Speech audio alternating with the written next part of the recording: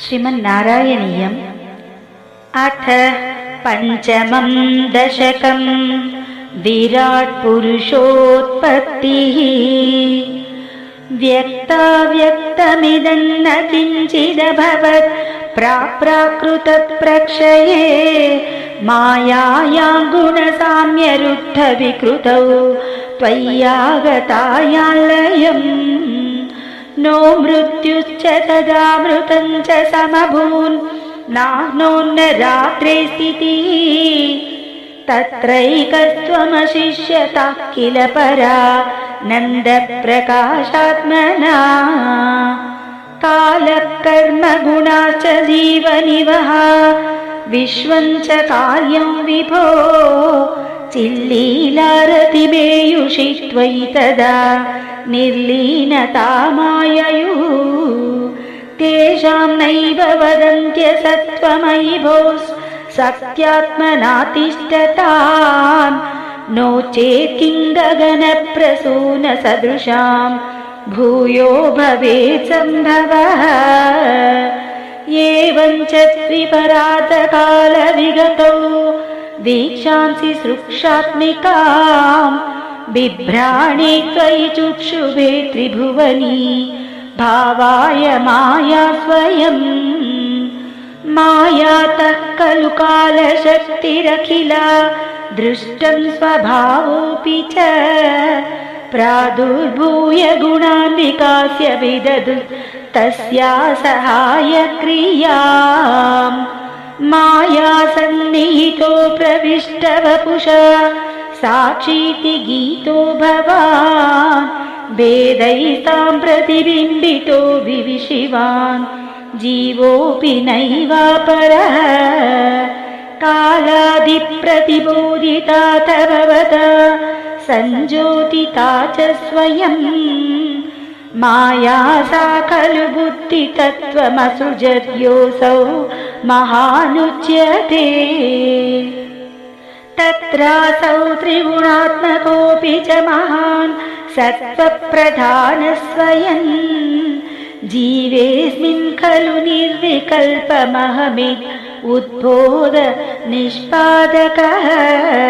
चक्रेऽस्मिन् सविकल्पबोधकमहं तत्त्वं महान् खल्वसौ। सम्पुष्टं त्रिगुणैस्तमोति बहुलं विष्णो भवत्प्रेरणात्। सोऽहं च त्रिगुणक्रमात् त्रिविधताम् आसाद्य वैकारिको। भूयस्तैजसतामसाविति भवन् आद्येन सत्त्वात्मना। देवानिन्द्रियमानिनो कृतदिशा वातार्कपाश्यश्विनो। वह्नीन्द्राच्युतमित्रकान् विदुविधि श्रीरुद्रशारीरकान्। भूमन्मानसबुद्ध्यहङ्कृतिमिलत् चित्ताख्यवृत्त्यन्वितम्। तच्चान्तःकरणं विभो तव बलात् सत्त्वांश एवासृजत्। जातस्तैजसतो दशेन्द्रियगणस्तत्तामसांशात् पुनः।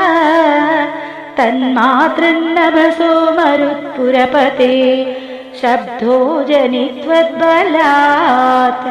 शब्दाद्व्योमततः ससर्जित विभो स्पर्शन्ततो मारुतम्। तस्माद्रूपमतो महोत चरसन् तोयं च गन्धं महीम्।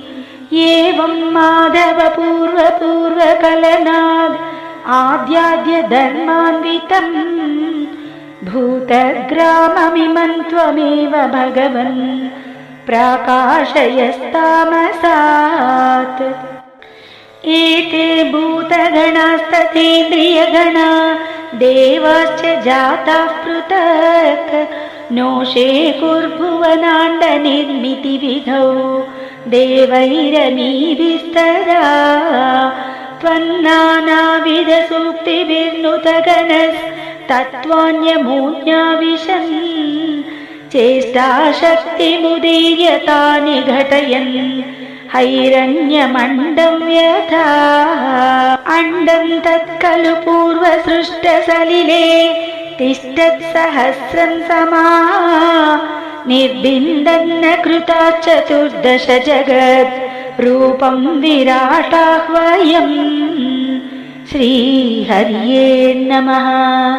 सर्वत्र गोविन्दनाम संकीर्तनं गोविन्द गोविन्द। साहस्रैकरपादमूर्धनिवहैर्निःशेषजीवात्मको निर्भातोऽसि मरुत्पुराधिपसमान् त्रायस्व सर्वमयात्। सर्वत्र गोविन्दनाम संकीर्तनं गोविन्द